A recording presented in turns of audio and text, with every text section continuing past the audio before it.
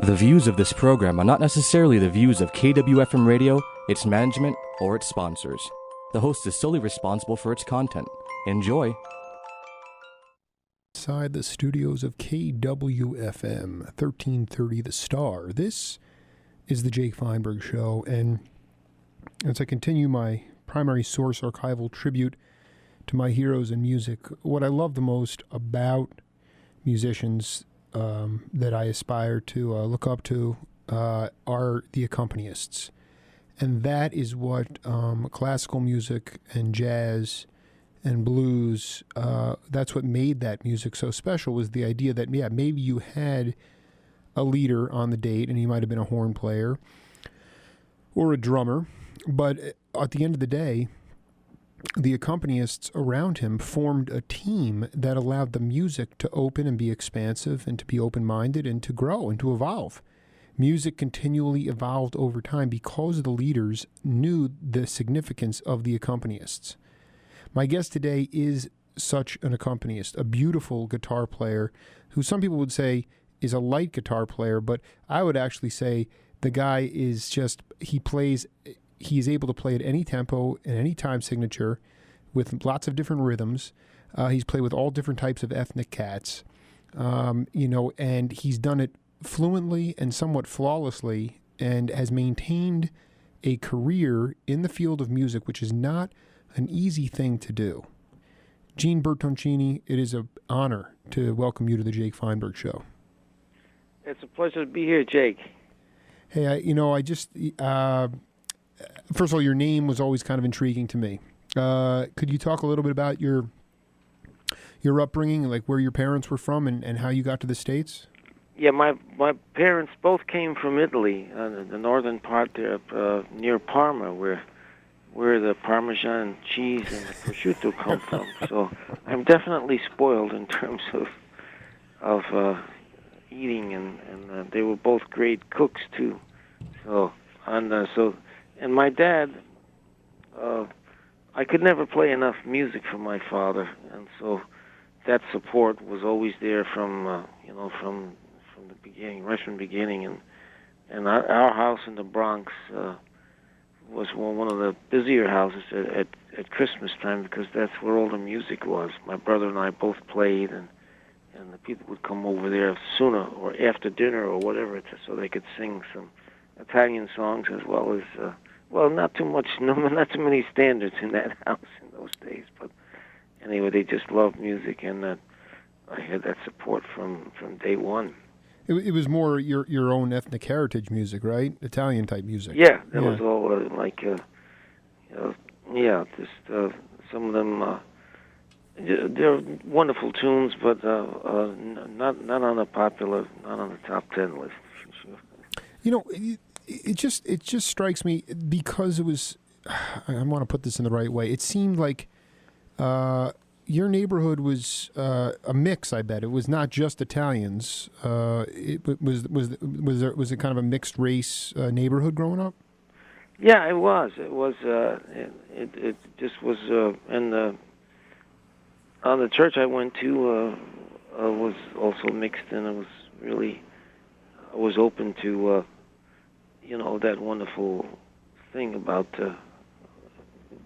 being a part of many different heritages and being open to things.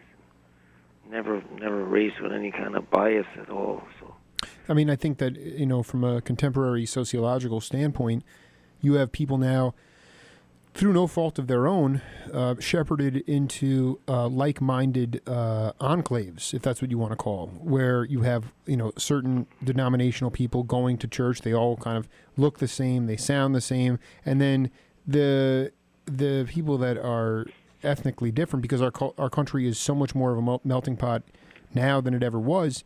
Yeah. There's more fear now, as opposed to tolerance or just the idea of exposure. I mean, there was no fear from you, because you were walking in and you were seeing people that looked totally different from you, and nobody was telling you, Gene, don't trust those people. You actually got to, and you can see that through your music and the guys that you played with as well, is that there was this beautiful collaboration going on, and it wasn't just everybody looking the same.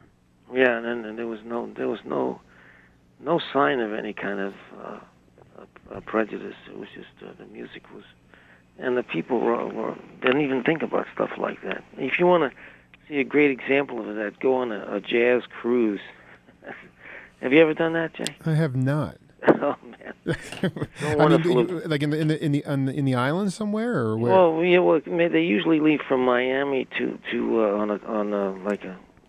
one of the steamship lines in the old days to Norway, or other ones. But the whole boat is full of jazz lovers, and every denomination, every color, and everybody's on talking about the music, but also just communicating and loving one another. It's the ideal neighborhood, the jazz cruise. If we could only take that into the neighborhoods of the cities, it would be just phenomenal. Why? But music can do that. Music can just bust down walls and things like that. God, it's well put. Why is it so hard to go into? I don't want to sound Pollyannish here, but I really feel that in order for music, holistic music, expansive music that you want to, that is somewhat, that involves thinking, you're going to need a reinvigoration of the ethnic minorities in this country, and I only assume that would mean to go into the neighborhoods now, African American neighborhoods, Chicano neighborhoods, Asian, and find those kids that are actually that have picked up instruments, that want to try, and they want to play music in an intimate setting. And I don't know if that if that still exists. I mean, I know you're adjunct faculty over at William Patterson. Right. Patterson, New Jersey, is one of the roughest towns in America. But yet at the same time, I mean, what about the idea of just, going into those neighborhoods and finding those kids that want to play instruments? I mean, I don't know if it's too dangerous. I don't know if the kids just are into digital samples and loops. I don't know. I'm curious if you have any thoughts on that. I don't think they're as bad as you're making it to be out there. I think there's a lot of good out there for sure. A lot of people already mixing, and the school is a great example of that kind of community where every nationality is a part of it, and the music has all aspects of, and the jazz program in particular has all people in it, and some really great players too. I think it's just an open situation there. Patterson's is and the surrounding towns are just really okay that way. There are some difficult spots, I'm sure. I haven't seen them though. I think what I'm trying to get at, and I'm curious as to, because you are in academia at this point, and the thing is, and this is where I wanted to start the show, but how valuable was your experiential learning at a place like the Playboy Club, where you just had to get up there night in and night out, whether you felt it or not, and you were playing in front of a pretty diverse audience, and you really grew your confidence through the ability to play because there were venues to play at, where I feel now accessibility has shrunk. So now you're sort of, okay, it's nice, you can learn, you can become very proficient technically, and you can learn the scales, and but you're playing inside, you're kind of in a bubble, so to speak. I mean, how invaluable was that experience playing at those venues like the Playboy Club? Oh, it was great. Can you imagine playing with Monty Alexander and Bob Cranshaw? Oh my! Was that the Playboy Club band? Yeah. Oh my God! I've interviewed. I haven't gotten to Monty yet. I see. Bob was all business. I mean, that guy did everything from Sesame Street to Grant Green to the Playboy. I mean, the guy was out of control, and but to him, it was Sonny Rollins. Thank you, Sonny Rollins. Oh my God! Oh my gosh! That's so. I mean, how great! I mean, talk about that experience early on, sort of that vibrancy when, because obviously the New York scene was very different from the West Coast scene. You had that sort of cool California bebop, that Pacific jazz sound, which was beautiful. But what was going on? What was going on in the New York kind of that New England area at the same time, late 50s, early 60s? From your point of view, musically, where and how did you fit into that whole thing? Well, one of my favorite evenings of music in my life when I was when I was a little younger, but I was still part of the music business. I was doing the Tonight Show too at the time, and I went to a Segovia concert at Town Hall. Then I went down to the Half Note and I heard Wes Montgomery play. So I heard all the music you'd want to hear in one night from those two great guitarists. And then every night I sat next to Clark Terry on the Tonight Show band, which was Skitch Henderson in those days. And then I ran up to play with Monty Alexander and Bob Cranshaw, and then all the other things you might have imagined came from all those experiences and going out to see these people. One of the great things about New York is that there's still a lot of venues that you can go hear people. Some of them are little duos and things like that, but there are places to go that some great clubs. See not only the well-known artists, but young guys they're just phenomenal, and of all backgrounds. It seemed to me that the titans and the heroes, like you brought up Wes Montgomery, we idealize what's the right word in today's society? Our heroes are glorified, almost overly glorified. Whereas Wes was, the greatest jazz guitar player of all time, and anytime Al Gaffett told me that anytime he even saw anybody with an instrument, a case in their hand, he would stop them on the street, and he would engage them in a conversation. Say, "Hey, so you play music too?" Yeah, he was just a great human being, great guy, and I remember when I went down to see him that night, he was so nice to me. That's a kind of a heart, big heart, and that's the way he played. And most of the guys like that, Clark Terry, just big hearts, and Clark is still doing it. He's had some problems with illness of types, but he's still playing and still a great force. Actually, there's a library dedicated to him at William Patterson. So that's really nice, and it's great to see. These guys don't get as far as I'm concerned. You can't do enough admiration of these guys and heroes like that. So could you talk about the qualities that made them your heroes? Well, I think I saw in all of them a certain, like you mentioned before. First, the playing was amazing, Clark and Wes and people like that. But a lot of people on that list, but for the most part, they're very generous people. They're not lording over anybody. They're just they're very humble and generous people, and they want to give of themselves. That's one of the great qualities of all these guys, a lot of them. And I think that if they certainly have opened the doors to young people, and they're out there trying to help young people and inspire them, and I think a lot of that is happening in schools as well. You get people like that coming into the schools and showing their generosity and their art, and there's such a great joy in the music. So great joy to hear and to perform, and these kids catch on. There's some great players coming through the schools too. So can you? I mean, a few guys that I know that they're not with us anymore, but I got to talk to you about this band that you were in. Buddy Rich, Sam Most, and Mike Mainieri. Yeah. And before we get into it, I mean, Sam Most, to me, was one of the first guys that got me into jazz music. I mean, like he was an eccentric cat, but he was a brilliant cat too. And I just was hoping you could spend a little time talking about that band, how you guys got together, and how awesome when it was, because you had Buddy Rich on drums, Sam Most was playing woodwind, flute or sax.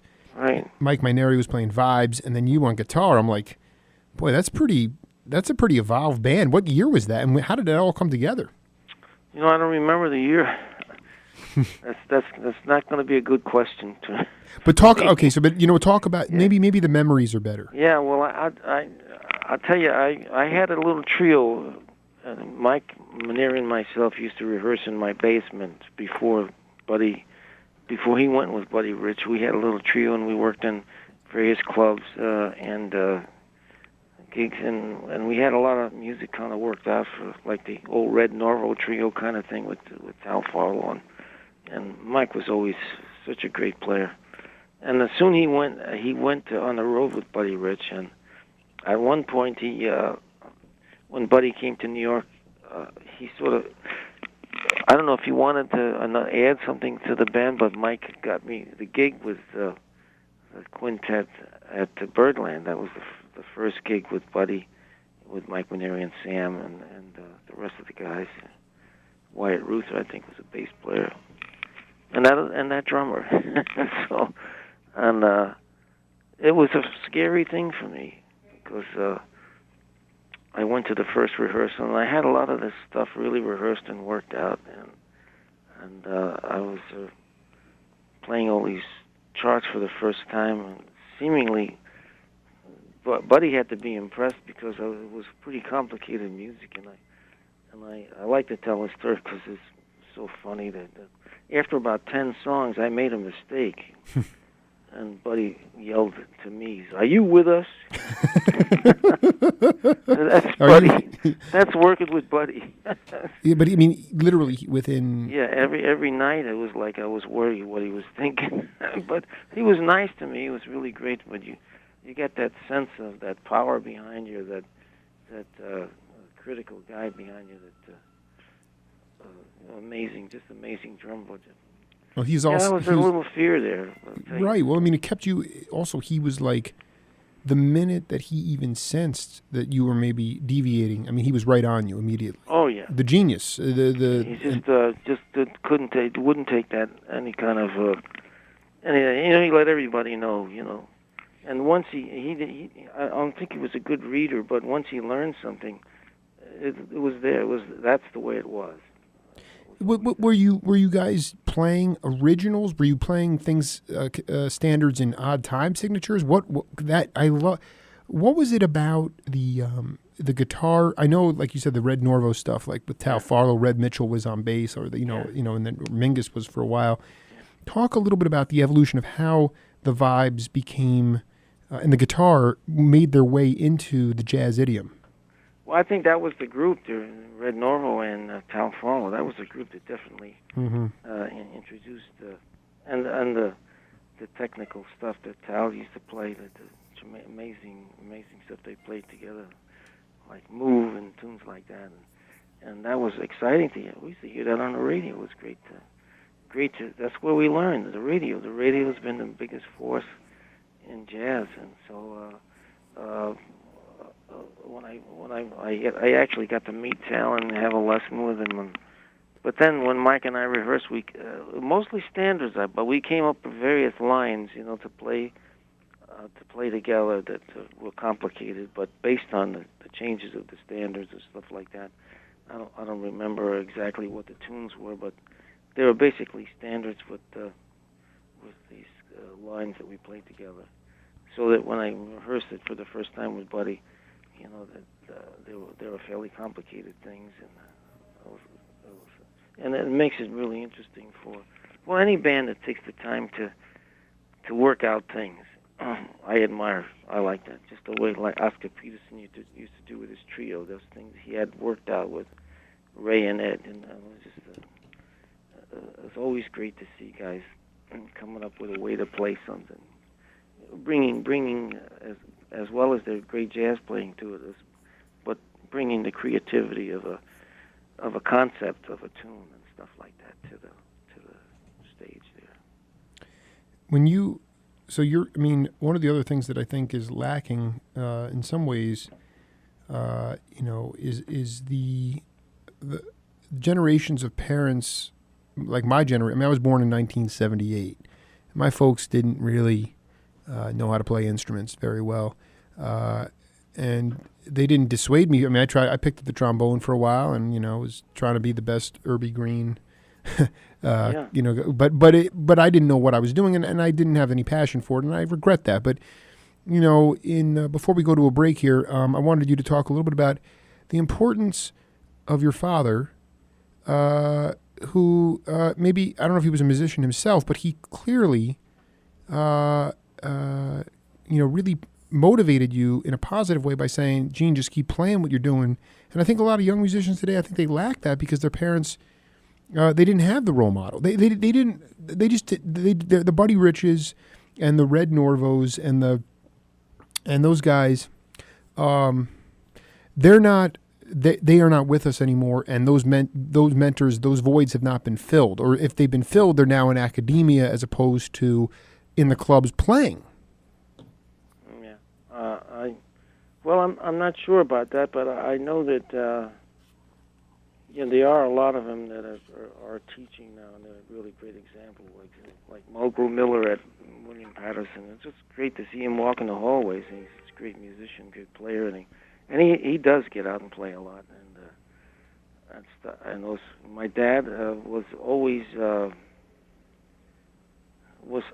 as I said, that I couldn't play enough music for him. I was very lucky that I had a father like that was always happy to see me playing the guitar. And I had an older brother too that played accordion and became a really wonderful jazz accordionist, and played all the harmonies and learned all the tunes. And then I was younger than him, but he took me on gigs with him, and I was playing standards when I was 16 years old in a little pizzeria in the Bronx, and learning the repertoire, which is so important even today to learn standards and learn the tunes. I bet they were serving some nice mozzarella and tomato basil, as appetizers for that. Oh, you're gonna make me cry. We're talking to just a beautiful, sensual guitar player, Gene Bertoncini. Gene, we're gonna take a short break, take a commercial break, come back and do a whole lot more. Okay, so just hang loose and we'll come right back. Okay, Jake. Stay right there. The Jake Feinberg Show will be right back.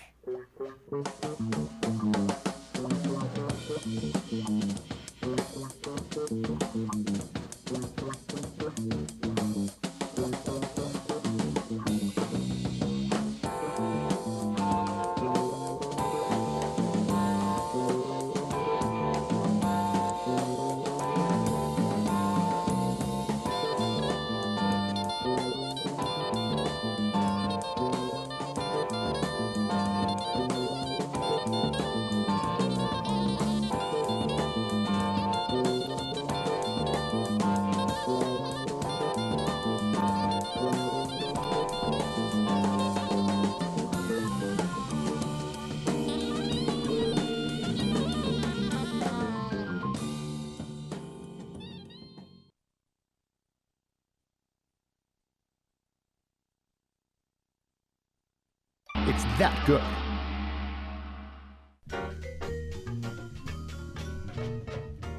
Folks, this is Jake Feinberg. When it came time to decide where to buy my daughter a piano last year, the choice was easy. We got it at Hackenberg & Sons Piano Company. Located at 4333 East Broadway Boulevard, Hackenberg & Sons is Tucson's longest-running family-owned piano business. Run by three brothers and a son, they pride themselves on superior instruments and customer satisfaction. It's why they've been around so long. And it's why their pianos are used at the University of Arizona, Pima Community College, and many other prestigious institutions. So whether it's for your child, business, or yourself, when you buy a piano, make sure you go to Hackenberg & Sons. It'll be the beginning of a long-lasting partnership. For more information, visit them at hackenbergpiano.com. In this day and age, people have a lot to protect. You want to know that when you're insuring valuable goods, you have an agent you can trust. Craig Pretzinger is that agent. For auto, home, and life insurance, the Pretzinger Agency is Tucson's most honest and flexible insurance company. Have off-road vehicles or motorhomes? Pretzinger can cover that as well. Pretzinger Agency at 299-5810, located across the street from Sullivan Steakhouse on the southwest corner of River and Camp. Trust, compassion, and service. The whole package at Pretzinger Agency. Call 299-5810 or text QUOTE to 602-459-5533 to receive a no-obligation quote.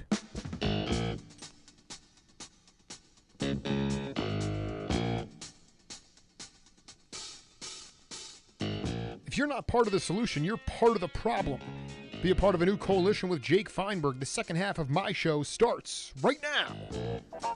Welcome back, everybody, inside the studios of KWFM The Star. This is the Jake Feinberg Show, and today, joined by one of my heroes, guitar legend Gene Bertoncini, who I should also point out played with Merv Griffin in the television orchestra of Merv Griffin. He backed up Tony Bennett with the Metropolitan Opera House Orchestra. He's played with Wayne Shorter and Charles McPherson, two amazing horn players. He's also done duet work with Mike Moore and Michael Urbaniak, and the list goes on and on. Gene, welcome back. It's a pleasure to be here, Jake. Hey, Gene, we went to break, and the track that I was playing was from Grover Washington Jr., and I know that you did some work with him, and I was, he's passed now, and I think we miss him. And I was wondering about your collaboration work with him. Well, I just did an album with him, CTI, and it was a kind of an in and out of the studio thing. But I noticed he had a really special quality, a very special sound, and a very special emotional quality to his playing. That's one thing I thought to myself when I heard him play, and I heard the playbacks of the things. And there's a reason that this guy is doing well, is well loved, and because there is that kind of magic in his playing that just catches you, and that's what I feel. I think that you just brought up a good point, and you're the first one I'm going to ask about this. One of the reasons the music was so vibrant and emotional was because you weren't necessarily always hanging out with these guys. I mean, through through technology now, through social media, we are in each other's faces all day, every day. The truth is, you would show up to sessions, it was a session date, you'd get a vibe, you'd cut the music, and you'd go on your own way. It wasn't like you guys were like, some of you obviously developed very good relationships, I'm not saying that. But by and large, it was business. You went in and you did your work, and that's one of the reasons it was like, hey, I don't even want to get to know you too well, because then emotions get involved, and once emotions get involved, then things get weird. Well, I won't take it that far. I'd love to get to know these guys better. It just wasn't. It just wasn't, the way it was for a lot of those dates. Of course, Grover had worked with certain guys all the time, and so those were very special relationships, and they took that into the recording studio as well. There's nothing like having an organized guys that play together all the time and then record. But a lot of it was not like that. You say a lot of things I did at Rudy Van Gelder Studios in New Jersey. A lot of famous recordings there with Ahmad Jamal and with singers, and I actually did a lot of CTI recordings there with Hubert Laws. And, just went in there and played the music the best I could with Don Sebesky doing a lot of the writing, and also I remember some really wonderful dates with Paul Desmond there, where we just played responded to one another with Skylark, a record called Skylark. It's a wonderful thing. There's something very special about playing in an intimate situation like that, with the music coming through the earphones, and you're hearing it in a different and more profound way, in a way, because it's coming directly to you without the ambiance of a restaurant or anything around. It's just you're getting the sound right there, and you're very committed to, and you can feel it because it's so direct. Those were great moments, and a lot of records were like that. And a lot of times, I'd go into a session and I didn't know who I was going in to do. And I remember the McPherson date was like that, and I I also went into a date, and there was Nancy Wilson was there, and Ron Carter, and Hank Jones, and Grady Tate. And I'm sitting with these three guys, and myself, and Nancy Wilson, and it was just so wonderful what took place. Just amazing. So many questions off that. Just real quickly, if you would. When I found a copy of what's the name? Afro Classic, Right. Hubert Law's album, and I see Gene Bertoncini is on it, and I throw it on, and I listen to each track, and the thing that's magical about Gene is that you are playing. What was I'll let you explain it. What was Sebesky's role? What did he want you to do? What was your primary role? Because you were not necessarily taking solos. No, I wasn't. I wasn't a soloist on those dates very much at all, and it was more like utility, kind of the effect of the nylon string guitar, and he wrote some of that stuff out, and then I was a lot of times I was kind of comping behind the artist, and also he asked me to play something in the style of Bach, and just play like that. Yeah, just like that. And I did. I came up with something that's maybe sounded like a little Bach lute suite or something like that that was appropriate for the music there. But then a lot of stuff was written, and it was just great to be a part of those recordings. I had started practicing the classical guitar when I was still doing the Tonight Show. I started taking lessons on a lot of the guys were starting to branch out to play the classical guitar as well.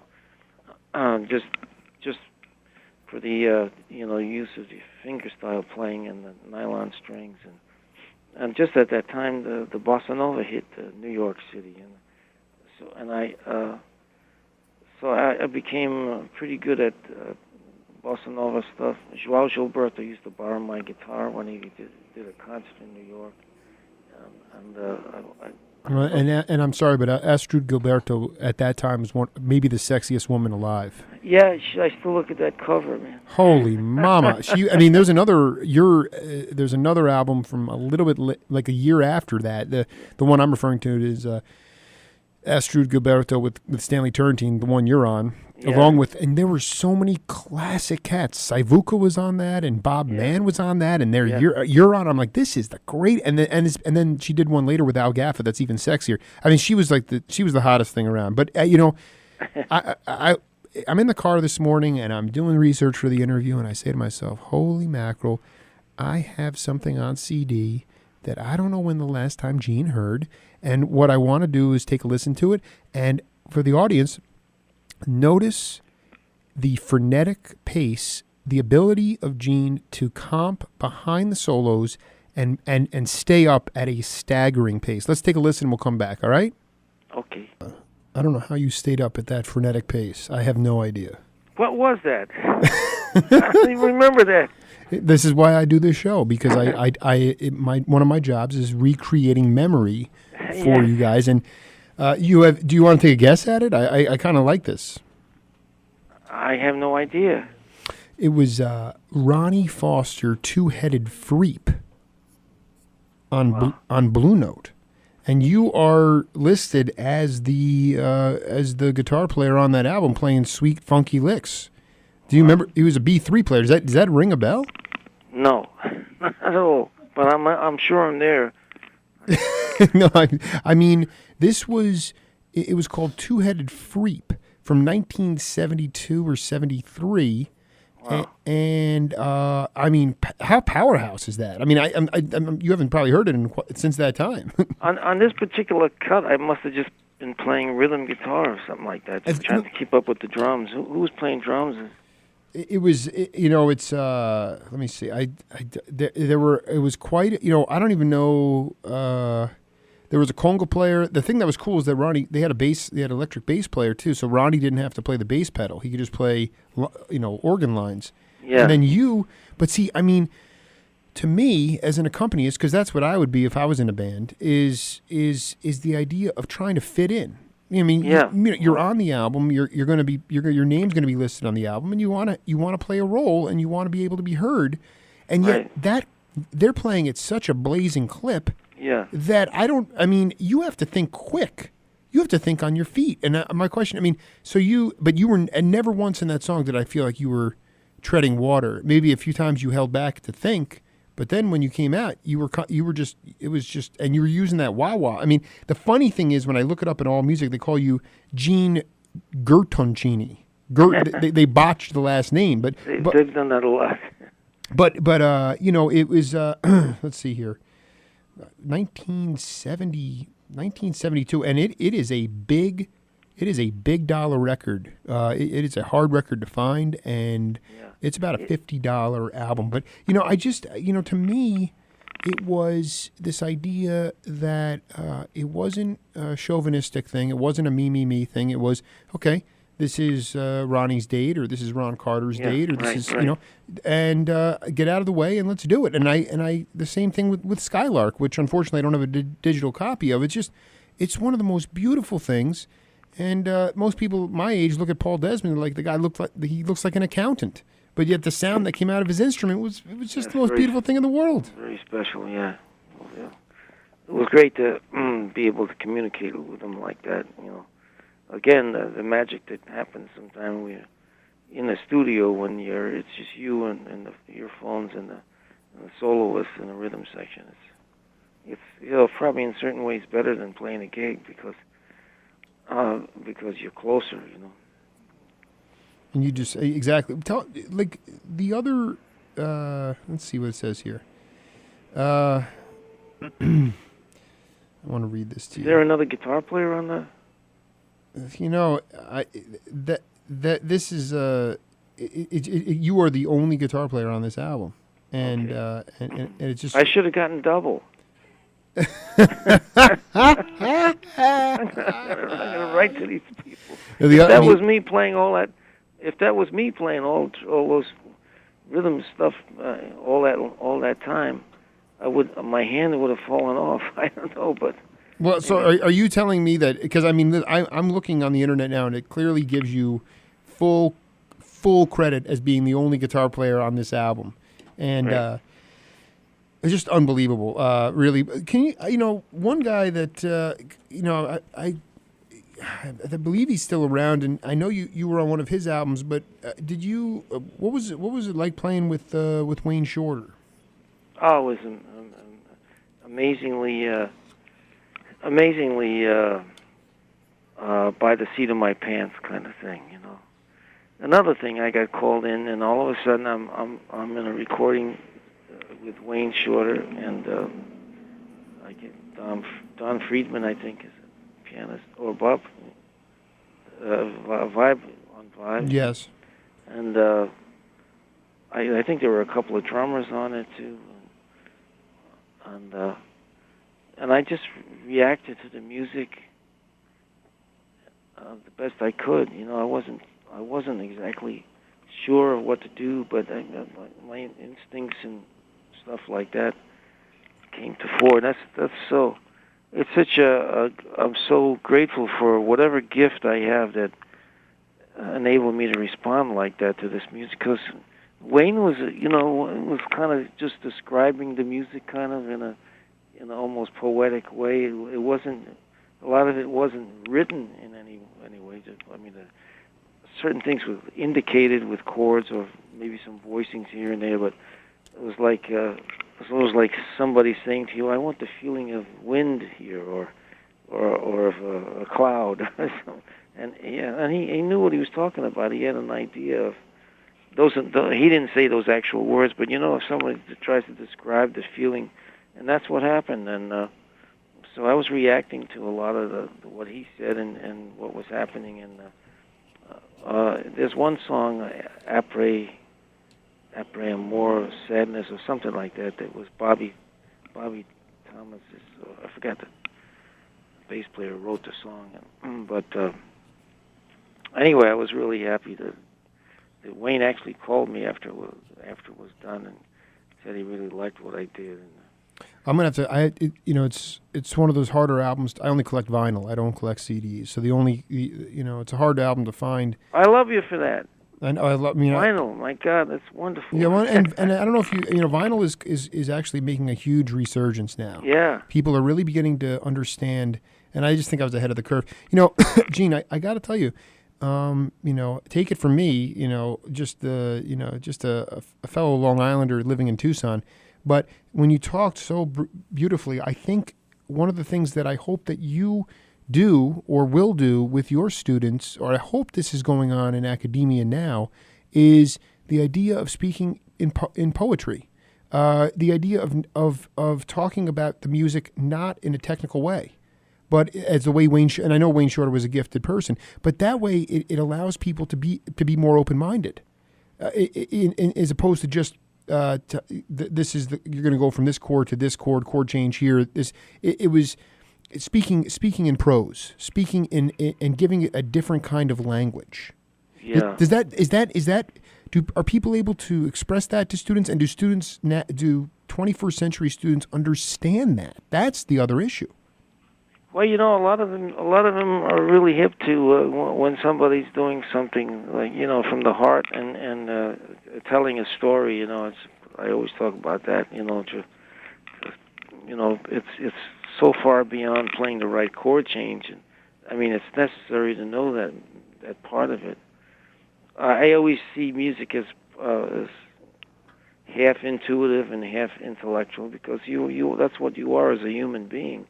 And so the intuitive part is the chance it gets to be poetic and express emotions and stuff like that.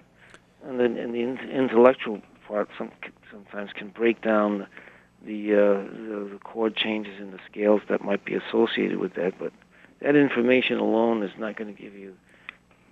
It's not going to give you your heart and soul of anything. Right. I think just the setting needs to be loose, not uptight at all, just loose. Right. Before we go here, I want to read this here. It says, the rhythm section of this two-headed freak was George Duvivier and Gordon Edwards on bass. The track we played before, Jimmy Johnson on drums. It says Foster's lively organ set is complemented by some bright vibe work by George Devens. Also right. On percussion, Gene Bertoncini's guitar, in parentheses, clean and funky. Gene Blanco on harp and Arthur Jenkins on congas. I mean, listen, let's find a copy of Two Headed Freep and get it over to Gene Bertoncini immediately. That'd be great. I'm serious.